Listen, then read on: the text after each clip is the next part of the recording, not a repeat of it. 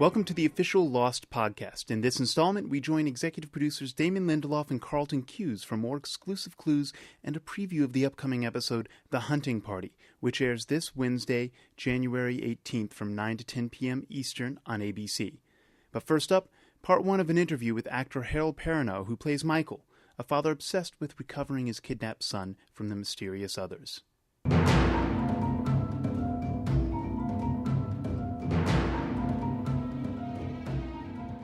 On the island, Harold Perrineau's character, Michael, has had a string of bad luck. First, he lost custody of his son, got hit by a car, and then finally regained custody, only to crash land on an island and have him kidnapped by the others.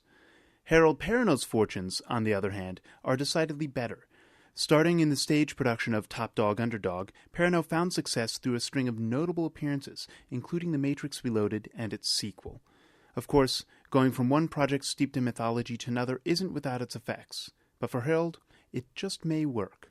It actually makes sense for the type of person that I am, where I'm always sort of looking at the mythology of my own life and like questioning things and doing stuff like that. So to be part of these things where you actually look at this mythology and you kind of question like what's going on or how do you respond or what does that mean? Is this real? Is it not? Are we in the Matrix? Is this real life? Is real life my real life, your real life? Those are themes in my own life, like constant themes in my life. So it feels like it's running right in accord with exactly who I am, and as I evolve and learn more about myself, that's exactly what's often happening to the characters and some of the work that I've been doing. And I've actually just started noticing that more recently, and so I like it because it keeps me on this same journey, and so that I don't ever feel like I'm just settled in my life and like whatever I got, that's it. And I'm always sort of evolving and moving forward and learning more and taking more in and just not being static. Sometimes I find myself like asking these really heavy questions, and then I go talk to like somebody like the Wachowski brothers, who are so steeped in like, you know, have such huge knowledge of like mythology and sort of these philosophers, and then I realize that I don't know anything.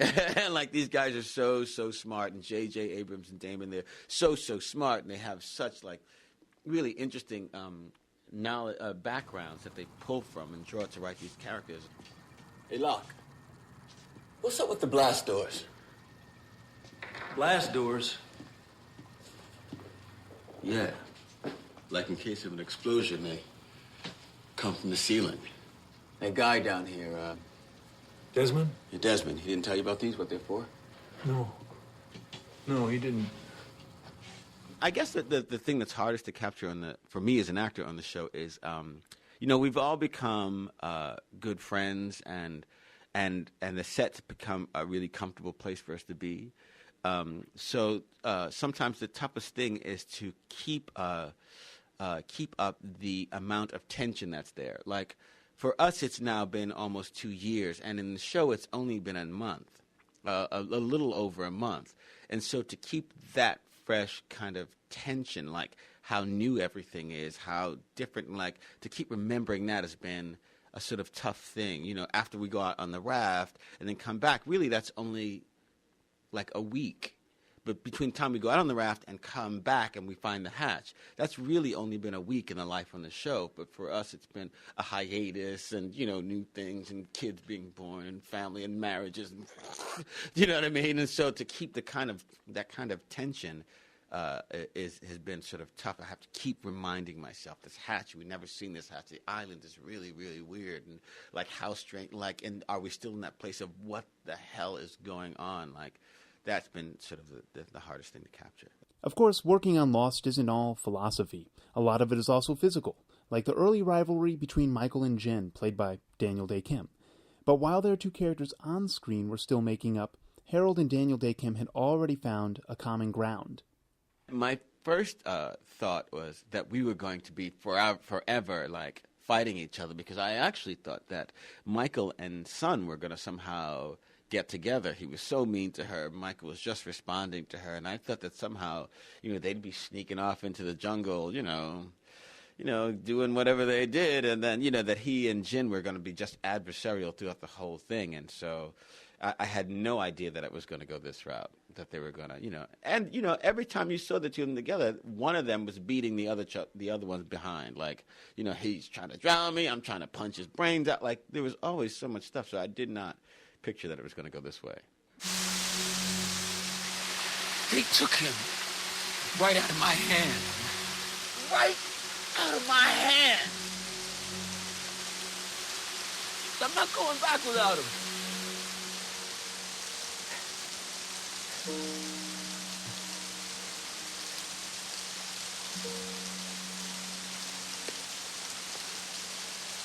You find Walt, Michael. Daniel Day Kim and I became good friends off screen because here, and maybe this is why, I'm just a New Yorker at heart. I just respond to people like that. And Daniel was trained here in New York as an actor and worked here as an actor.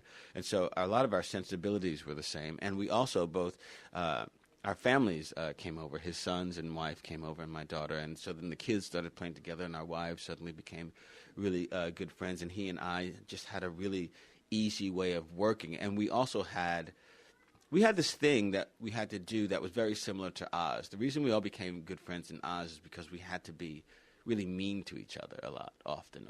And so you have to really trust the other actors to go as far as you can go to make it really believable. But you have to trust the other actors, and they have to trust you that, if I'm swinging an axe in front of your face, you should certainly trust that I'm not one of those actors who's going to actually cut you because, I was in the moment. I'm not exactly having the best month of my life. I barely know my son, and now I gotta be his daddy.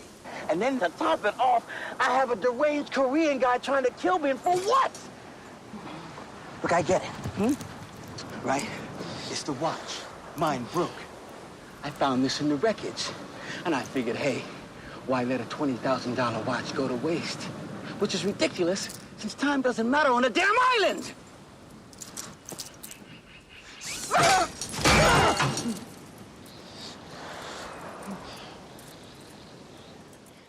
That sort of formed a fast friendship for us, and now we live really close to each other, and we go swim in his pool, and they hang out at our house, and so we've become good friends, and now we've become good friends on the island, which is really kind of cool too. And I can't tell if that's art imitating life or life imitating art. It gives it a chance to have more depth and more levels because we really trust each other.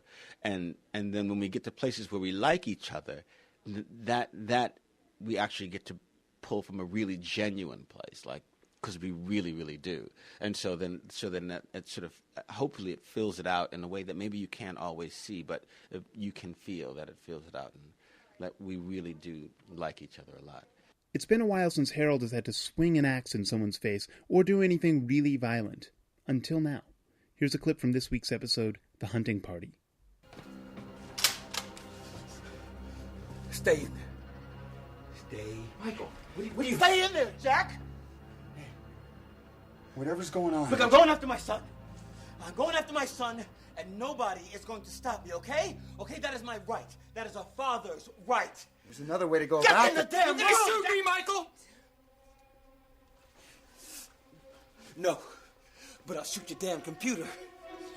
The Hunting Party airs this Wednesday from 9 to 10 Eastern on ABC. For more insights into this week's episode, as well as an analysis of the 23rd Psalm, we once again turn to executive producers Damon Lindelof and Carlton Hughes. Hi there. Hello.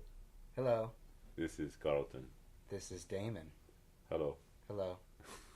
Welcome back to... Hello. Welcome to our podcast. We are going to talk today about... we're going to hash a little bit about the 23rd Psalm, and then we're going to talk about The Hunting Party, which is this week's episode coming up on Lost. So, the 23rd Psalm, played... We're going to hash? What does that mean, we're going to hash? We're going to talk about it. We're going to rehash. We're going to discuss. I've always used hash in the past tense with the rehashing, but the fact of actually doing it now in the present tense of hashing, I'm excited about it. I'm glad. All right, well, awesome. Let's hash, man. All right, let's hash it out. All right. So, hash it out, too. Okay, so, well, maybe we should rehash before we hash. Okay, well, let's rehash. Let's rehash about the 23rd Psalm. So last week we saw Echo's story. And, first off, Adewale, just fantastic. I mean, he is great. We're so happy to have him on the show. We love that guy. He's very intense, and I think he did a beautiful job in his performance, and hopefully, people were genuinely surprised by what we revealed. Echo's story is, because I know I was too. I was like, he's a priest? No, wait, Wow. He's not a priest. He's a warlord, or what's going on there? And those guys that we send the scripts to in India to write them, they did an incredible job. They really did. I mean, and they say that outsourcing doesn't work. It's fantastic. I beg to differ. So anyway, one of the things that we wanted to do in that episode was answer the question about the plane. I mean, as we kind of go downstream, we're very conscious of the fact that, yes, we have these sort of larger mysteries that we can't really answer anytime soon, or the show would be over, but there are the sort of smaller, more transitory mysteries and story points that we are trying to provide answers to as we go along. We, for instance, what Kate did, we finally explained what the crime was that turned her into a fugitive. And in this week's episode, we wanted to... We basically set up the plane last year just for this payoff. I mean, we knew that we were going to tell this story, which was going to ultimately explain why that drug plane was on the island. And this is a case of sort of like the long, when Locke and Boone first find that priest, and the priest has a gun on him, and then they find the Virgin Mary statues with the drugs in it. We had basically had this story cooked from a long time ago, and basically said the only way that we can ever tell the story of the drug plane is that it coincides with one of the character's flashbacks, and what if that character was one of the tail section people we're going to be introducing next year, and what if that guy was essentially a bad guy who was forced to disguise himself as a priest, and how would that come about, and could he now be presenting himself as a priest? And so these are conversations that literally started last January and have now actually aired this January, which is always very exciting for us as storytellers to say, whew, we somehow managed to pull it off, I hope. A year sort of in the planning and execution to get that arc. But I think, ultimately we hope it was satisfying for you guys to sort of see that. And it was a story that, we cared a lot about, and we ourselves were very emotionally moved by Adewale's performance, and it was a really fun one to do. And of course, kind of last week we started talking about the monster, and so now you've seen the latest incarnation of the monster, and all those flashes. Damon, do you want to make any comment about? Yeah, it's kind of interesting. They're very short and very brief, and sort of I think I will sort of leave to the audience to sort of interpret what they will. But my own interpretation, Carlton, would be that that all the thing that all the flashes had in common was they seemed to be moments from Mr. Echo's life, some of which we might not have even seen yet. So yes. I don't know what I would intuit by the fact that the monster was in some way almost sort of a Ethernet connection to his right. to his emotions, but was in some way downloading his fears and anxieties and analyzing them, and then it was somehow able not to attack him based on the fact that Echo didn't seem particularly afraid of it, which might explain why Locke was not, right. Savaged by the monster, right. In season 1. That would be, I don't know, just my theory. And you know what? I would put a little bit of credence to a lot of that speculation. I think that's the monster obviously might be reacting to certain aspects of the character that he is facing. I've grown tired of rehashing now. I'm okay. ready to hash. Let's hash. All right. Can I ask you a question though before we hash? Yeah. When we're done hashing, can we pre-hash for next week? Is that possible? Yes, we can. Okay, So we've moved out of the rehashing now into the hashing. Then we'll pre-hash. Fantastic. And then we can post-hash. Okay. And I'm going to guess if you were to ask people what we were smoking, they would probably come to a pretty logical conclusion right now. Exactly. Before we get into the questions, though, let's talk a little bit about the hunting party, which we... Let's talk about what you did this weekend. Well... No, okay. That's another podcast entirely. In any case, this week's episode is the hunting party, and what we think is script written by Elizabeth Sarnoff and Christina Kim. Her first script for Lost. Liz her first television script ever. Period. In fact, yes. And Liz wrote the Abandon, which is the episode in which Shannon left us.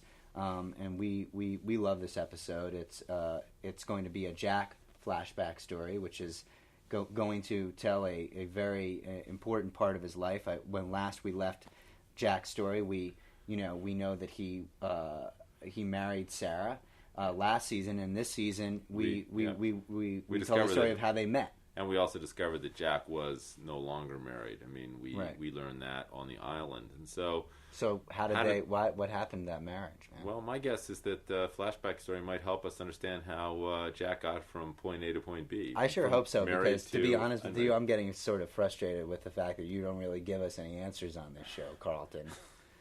I'm banging the drum. Let's answer some questions, and you're no, that's not. No answering this week. Let's just have people tromping through the jungle for no reason and show the monster. That'll distract them. I want to know what happened between Jack and Sarah. Well, guess what, Damon? You're going to get that. I'm very excited. That is good. Well, you're going to get some of it. You're not going to get all of it because a significant piece. That's all I ask for, just a taste. Because I can't alleviate all your frustration. I think what's also cool, though, potentially about this episode is that, after sort of spending the first part of the season meeting these new characters from the tail section, that we're back with sort of our hero characters. And from what I understand, we've got Locke and Jack and Sawyer and Kate and all sort of figuring prominently into the adventure this week, which is always fun. And we really do feel like in some ways those characters have been neglected because of the new characters we've introduced and just sort of dealing with all the narrative that came out at the end of last season, sort of resolving the tail section guys and our guys washing up on the far side of the island and dealing with the repercussions of what was in the hash. And now we're finally into a run of episodes that is going to feature a lot of our main fuselage characters that haven't had as much screen time this year as we would like. So we're kind of excited about this next bunch of episodes, and you will see a lot of your favorite original Lost characters in action. I'm also kind of interested in Carlton. It seems like Michael has been sort of IMing with Walt over that computer down there in the hatch, and just kind of wondering, what is he waiting around for? Like, what's why is he? What's going on? My guess is, just if I was to make my own interpretation, just make a guess. If I was to make a guess, he's planning something, and that he's receiving some messages from Walt over that computer that are sort of telling him where and when he needs to go someplace. Interesting. And that'd be very interesting. And at a certain point, he's going to have enough information that he's going to probably want to act on that. Take some action. Yeah, exactly. Sounds good. Yeah. Looking forward. I'd watch that. I'm kind of done hashing now. I feel like I've hashed. Okay, well, I think it's time for post-hash. Let's get back to the questions. Yeah, exactly. Unfortunately, I don't see any questions here from the 9,000 women in your Damon is Hot fan club. Well, I put out a missive this week for them to email me directly. So okay. So as not to bog down the podcast with all of the praise for my incredible looks. Can I ask you a question? I wish you would, Carlton, please. CG Bird. I wonder if is that she's a computer-generated bird? No, I just wonder if she's related to the Hurley bird. It's quite possible. Hurley! There it is again, ladies and gentlemen. This is like there should be a prize. I should just be in sound effects. I think that would be far superior. You sure should be. Damon, does not pressing the button deactivate the island's invisibility? Well, Carlton, I don't even know where to begin answering that question, CG Bird. But does not pushing the button deactivate the island's invisibility? Is that the question? Yes. So in a nutshell, that's it. In order to answer that question, first we must assume that the island is in fact invisible. That's and right. And that pushing the button, in fact, deactivates something. That's right. I would say that that's one of those tricky sort of F. Lee Bailey questions that by answering it I am in fact admitting to the fact that the island is invisible, right, and that the not pushing the button deactivates something. I would actually. So let me ask you what Jack's tattoo means. Oh, That would I would love to answer that one too, Carlton. But in answering that question, I really would have to tell you that Jack's tattoo means something. I really want to know what that mark stands for on the shark's tail. Now there's a question that I can answer. It is, in fact, the Dharma Initiative logo, and how it got onto a shark is a question that's sort of wrapped into the alleged indivisibility of the island. Here we have another one. Another week, still no birds on the island. Still no birds. Keep your eyes peeled for birds. Can I ask you a question, Carlton? Lord? Okay, yes. go ahead. Okay, no, go ahead. You have another one? Because you're on a roll. Does Dharma, is it an anagram for some sort of remote medical asylum? Actually, Dharma is not an anagram, but it is in fact an acronym. So kids, go look that up. But for realsies, as jokey as we are, Dharma is in fact an acronym, but not an anagram. Okay. So go ahead, you're up. Yeah, I would like to now ask you a question. On behalf of Balloonatic Uno, who asks this, Fantastic. Carlton, will there eventually be episodes where characters that we have not been introduced to yet, such as Janelle, will come into play, and we will see some flashbacks about them? I ask with hope of learning about all 48 survivors of the middle section of Oceanic Flight 815. Who is Janelle? Well, that to me is the real intriguing part of Balloonatic Uno's question. Because if there's one question that I've asked time and time again is, can we learn more about Janelle? What makes Janelle tick? Who is Janelle? What does Janelle look like? Why have I never heard of Janelle? That's funny. Most people ask me why Hurley's not losing any weight. Yeah, that's the number one question on the list. But I would have Janelle, to say, well, you're gonna ask me the question, then you're gonna answer it. Yeah, okay, I'm sorry. Go ahead. You answer it. Janelle is my favorite Lost character, and even though Damon doesn't know anything about Janelle yet, Janelle will be an extremely important part of seasons 3 through 6, and ultimately will rise to become the ruler of the island and all of its surrounding kingdoms. Believe it or not, I think Janelle might be referred to in a line of dialogue in the show. Like, it's one of those lines where it's like, get Scott and Janelle, Scott's dead, isn't he? I think Steve's dead. Steve dead?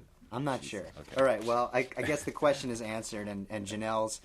the fact that she is a linchpin in future episodes of Lost has now been revealed. That's right, and you also realize that you know more about Lost than we do. Here's one more that I would like to ask you, okay? Please. Why did you stop showing Lost in India, and when will you start showing it again? I am eagerly waiting to watch it. Please let me know the new timing, and will you air it again on Star? I think that's an excellent question, Carlton, and I did not make any personal decision to stop showing Lost in India. I can only assume that Season 2 will soon begin there. Season 1 is completed, and I would hope that if it was successful in India, the beautiful thing about Lost is it does have sort of an international flavor to it, and apparently it does well all across the globe. But as to India, stay tuned. I'm sure we'll be back. And speaking of being back, we'll be back with you again soon for another podcast. I sure hope so, Carlton. Goodbye, Damon. Goodbye. It's been fun hashing with you. That brings us to the end of another podcast. However, we will be back next week with more fun and more interviews. In the meantime, be sure to check out lost.abc.com to submit your own fan questions and check out additional exclusive content.